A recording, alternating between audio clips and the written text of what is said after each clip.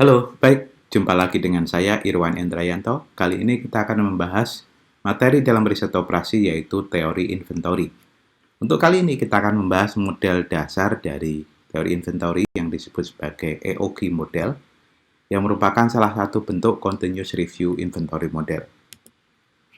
Baik, untuk capaian pembelajaran kali ini adalah mahasiswa setelah mengikuti kuliah ini mampu merumuskan permasalahan model sederhana dalam teori inventory. Setelah itu, mahasiswa mampu menyelesaikan masalah teori inventory. Oke, sebelum itu saya berikan pengantar apa itu inventory. Masalah inventory bisa digambarkan seperti digambar ini adalah masalah pergudangan. Bagaimana barang itu disimpan, berapa lama, dan bagaimana yang keluar, berapa lama harus dikirim, dan segala macam. Secara umum, misalkan di sini adalah barang yang tersedia di gudang itu ada berapa, kemudian barang yang keluar ada berapa, barang yang masuk ada berapa, barang yang terjual ada berapa, kemudian barang yang dikembalikan juga ada berapa, dan ini semua dicatat oleh petugas yang mencatat setiap saat berapakah persediaan yang ada di gudang yang tersedia. Jadi dalam hal ini dicontohkan misalkan supermarket bisa saja berapa banyak barang yang tersedia pada saat ini di supermarket, yang terjual berapa, kemudian yang dikembalikan berapa, dan kemudian yang barang yang dikirim keluar sudah berapa, dan barang yang sudah masuk berapa, ini semua dicatat oleh petugas di supermarket. Oke, untuk model yang sederhana ini, kita lihat ada beberapa komponen yang tadi terlibat sebenarnya. Biaya yang pertama adalah biaya pemesanan atau ordering dan setup cost.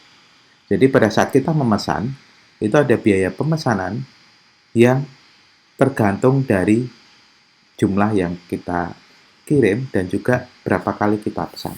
Setup cost yang dimaksud di sini adalah misalkan kita ongkos kirimnya, itu adalah setup cost. Berapapun yang kita pesan, ordering cost, berapapun yang kita pesan, setup cost-nya mungkin juga berupa kelipatan, tidak tergantung dari kelipatan barang, tapi misalkan Anda hanya memesan satu box, padahal ongkos kirimnya diperlukan kontainer. Jadi ongkos untuk satu kontainer akan sama dengan yang isinya 100 box, bisa saja sama dengan ongkos yang hanya mengirim satu box. Sehingga itu disebut sebagai setup cost. Sehingga ini tidak tergantung dari jumlah item, tetapi kapasitas dari cost angkutannya. Kemudian unit purchasing cost itu tergantung dari banyaknya. Kalau Anda memesan suatu barang sejumlah K barang, maka ongkosnya misalkan adalah P, processing cost-nya adalah P, maka P dikalikan K. Jadi tergantung dari banyak barang yang Anda beli. Anda beli 10 barang, maka 10 kali harga per barang. Kita belum bicara mengenai diskon dan segala macam, ini masih model sederhana, jadi hanya tergantung dari banyaknya barang. Kemudian adalah holding cost, carrying cost. Ini maksudnya adalah ongkos penyimpanan. Jadi misalkan Anda beli es krim, kalau es krim itu disimpan di gudang, berarti kan harus Anda simpan di suhu tertentu, freezer. Misalkan es krim itu harus minus 18. Kalau di bawah itu dia akan cair ataupun cita rasanya berubah. Ini yang disebut dengan holding cost. Jadi ongkos penyimpanan satu barang mungkin akan berbeda dengan ongkos penyimpanan 10 barang dan seterusnya. Ada juga stock out cost atau shortage cost, yaitu adalah ongkos yang dikeluarkan pada saat barang habis. Bisa jadi sebenarnya barang habis itu pelanggan pergi ke tempat lain. Nah, itu yang disebut sebagai stock out cost. Shortage cost bisa jadi sebenarnya adalah sesuatu kerugian yang memang ini tidak secara eksplisit rugi, tetapi kita kehilangan pelanggan, kemungkinan untuk dilayani. Oke, itu secara dasar, itu secara umum adalah ongkos-ongkos yang mungkin muncul dari biaya pergudangan. Sekarang kita akan menginjak pada model dasar yang disebut sebagai EOQ, Economic Order Quantity. Jadi sebenarnya berapakah yang harus kita order supaya harga yang kita order itu yang paling optimal secara disebut sebagai harga yang ekonomis. Ini diasumsikan adalah ordernya itu berulang, kemudian permintaannya konstan, kemudian constant lead time. Jadi lead time itu adalah waktu barang datang setelah kita pesan. Jadi misalkan waktu lead time-nya adalah 2 hari, kalau kita pesan sekarang berarti 2 hari lagi akan datang. Itu disebut sebagai lead time. Ya, di sini lead time-nya konstan, selalu tetap. Atau waktu pengiriman barang ya. Bisa jadi seperti itu. Kemudian juga asumsi yang keempat adalah orderingnya adalah continuous ordering. Makanya di sini yang kita lihat adalah continuous review juga. Jadi ordernya itu tidak deterministik. Jadi misalkan di sini 1 turun 1, 2, 3 dan seterusnya. Tapi dia dianggap ordernya itu continuous atau diasumsikan. Sebenarnya ordernya bisa saja dia deterministik, turun dari 1, 2 dan seterusnya. Tetapi misalkan barang yang di order itu banyak, bisa jadi kita asumsikan dia bisa menjadi didekati sebagai model kontinu. Misalkan adalah obat, misalkan permintaan per hari bisa 1000 obat. Nah ini dianggap biasa permintaan 1 turun 1 dan seterusnya. Kalau digambar bisa sebagai fungsi yang kontinu. Oke, jadi tadi model dasarnya adalah permintaannya deterministik dan demand-nya itu juga konstan. Kemudian misalkan ada ordering sejumlah key, maka ordering sejumlah key, maka ada biaya setup sejumlah K. Jadi nanti ada biaya setup diasumsikan adalah K. Kemudian tidak boleh ada shortage. Kemudian ada ongkos holding cost, ongkos penyimpanan itu per tahun, di sini per unit adalah H. Oke, kita uraikan satu-satu.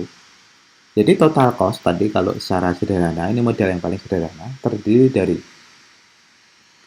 ongkos pemesanan setiap tahun.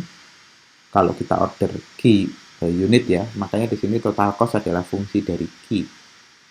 Annual cost untuk placing order, kemudian annual purchasing cost, biaya tahunan untuk pembelian, yang atas adalah biaya untuk order, kemudian biaya pembelian ini per unit, kemudian ada biaya penyimpanan. Jadi ada 3 komponen di sini, biaya pemesanan, biaya pembelian, dan biaya penyimpanan. Ini model yang dasar yang kita bahas di sini, 3 ongkos. Oke, kita bahas satu-satu.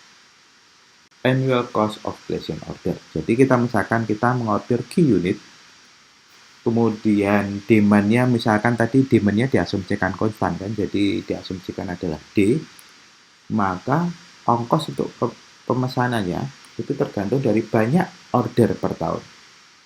Jadi misalkan key di sini adalah jumlah yang dipesan, nanti ini yang akan dicari key optimal berapa. Asumsikan saja adalah key, maka banyaknya pemesanan per tahun adalah D per key. Ini banyaknya pemesanan. Jadi misalkan Anda order sebanyak 1000. Kemudian setiap kali order itu 100. Berarti berapa kali pemesanan? Ada 10 kali. 1000 dibagi 100 berarti 10 kali pesan. Nah, key di sini nanti yang akan kita cari key optimal berapa. Jadi permintaannya D setahun, kemudian key adalah setiap kali kita pesan. Jadi kalau kita pesannya sekali setahun, jadi misalkan tadi 1000 per tahun 1000, kemudian sekali pesan adalah 1000, berarti ordernya hanya sekali. Tapi kalau permintaannya setahun 1000, kemudian setiap kali order hanya 100, berarti kita ada 10 order per tahun. Jadi D per key adalah banyaknya order per tahun. Sehingga berapakah ongkosnya? Ongkosnya, ordering cost per year, berarti adalah berapa banyak kita kali order, kemudian dikalikan dengan ongkos order. Tadi ongkos order diasumsikan adalah K, berarti K dikalikan dengan D per key. Jadi ini menunjukkan adalah ongkos setiap kali order dikalikan dengan berapa kali kita order. Jadi K dikalikan D per key. Ini adalah annual cost of placing order. Ongkos tahunan untuk pemesanan. Ya. Oke, komponen pertama. Jadi kita sudah membahas bagian pertama dari komponen yang sederhana. Total cost adalah annual cost for placing order. adalah KD dibagi Q. Sekarang komponen ongkos yang kedua, annual purchasing cost. Jadi di sini annual purchasing cost tadi sudah kita pahami adalah ada permintaan sebanyak D setahun. Berarti kalau kita per unit adalah P, berarti purchasing cost per year, di sini per tahun ya, di sini maksudnya per, di sini adalah per tahun, adalah purchasing cost unit, jadi P, kemudian banyaknya unit yang dipesan, jadi P dikalikan D. Ya, jadi di sini demand-nya adalah D, harganya adalah P, berarti ongkosnya setahun berapa? P dikalikan D. Sesimpel itu. Sehingga kita sudah mendapatkan komponen kedua dari total cost ya. Jadi tadi KD adalah komponen pertama, kemudian komponen kedua adalah purchasing cost, jadi situ P, biaya per unit dikalikan dengan banyaknya yang kita pesan. Baik, selanjutnya adalah annual holding cost untuk komponen ketiga.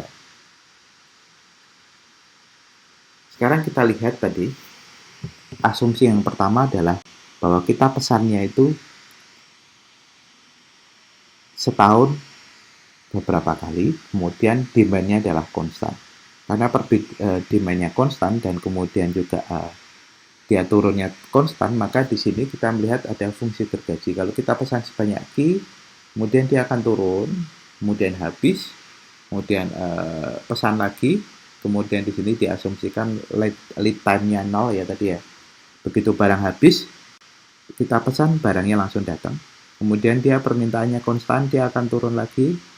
Kemudian begitu kita pesan, kemudian naik lagi, dan kemudian turun lagi. Ini adalah grafik inventory level, IT versus time. Jadi di sini adalah Q per D ini adalah waktu pemesanannya. Jadi misalkan di sini 3 ya.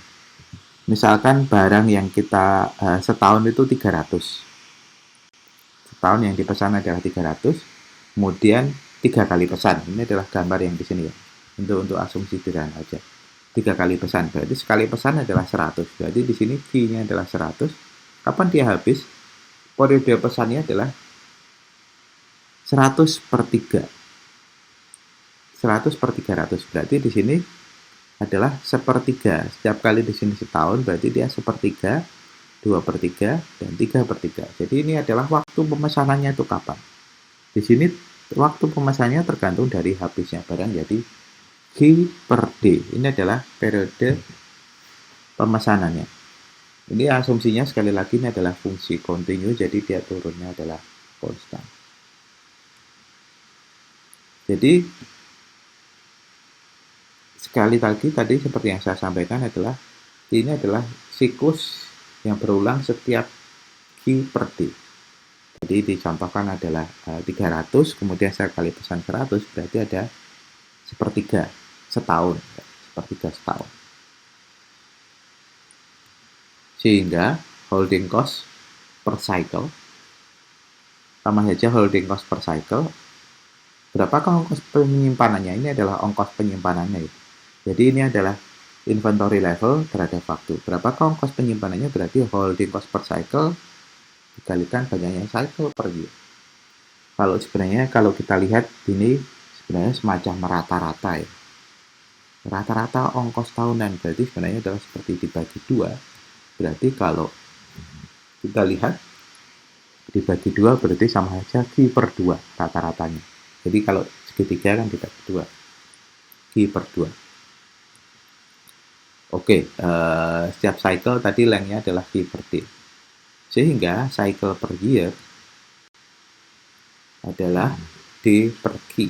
Tadi sudah ada ya, D per Q. Jadi holding cost-nya per cycle adalah Q per 2. Rata-ratanya tadi Q per 2. Kemudian dikalikan banyaknya cycle.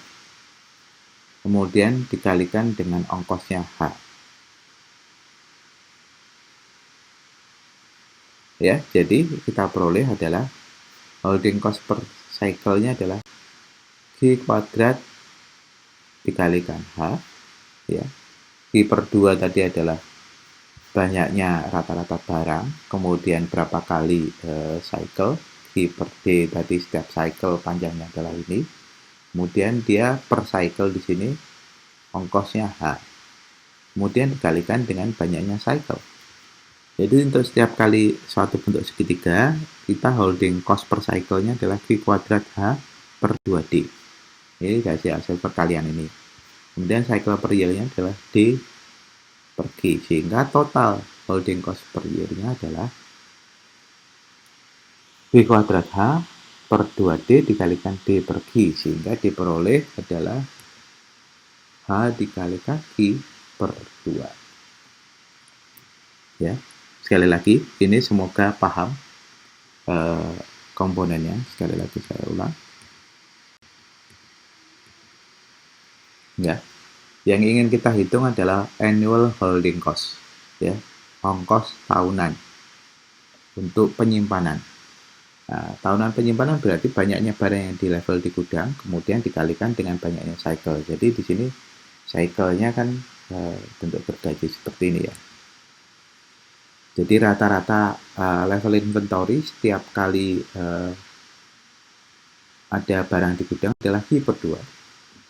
Kemudian setiap kali panjangnya adalah Q per D. Ya, jadi seperti kita melihat berapa kali level inventory di sini adalah sama saja luas segitiga. Luas segitiga kan setengah kali tinggi dikalikan dengan luas alasnya. Ya. Tapi kemudian dikalikan dengan banyaknya cycle per year. Sekarang pertama adalah holding cost cycle dulu aja. Cycle per year-nya tadi adalah D per Q ya. D per Q tadi ini adalah banyaknya cycle per year. Sudah saya terangkan sebelumnya.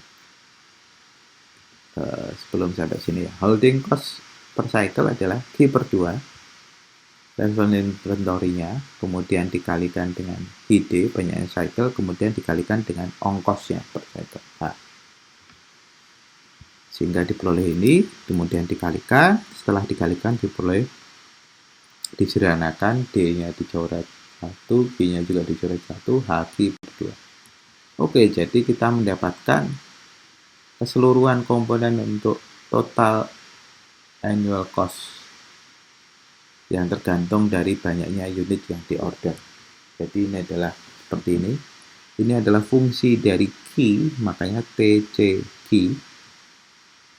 Kalau kita anggap ini adalah continuous tadi, sehingga bisa kita cari optimalnya dengan cara menurunkan TC aksen Q yang diperoleh.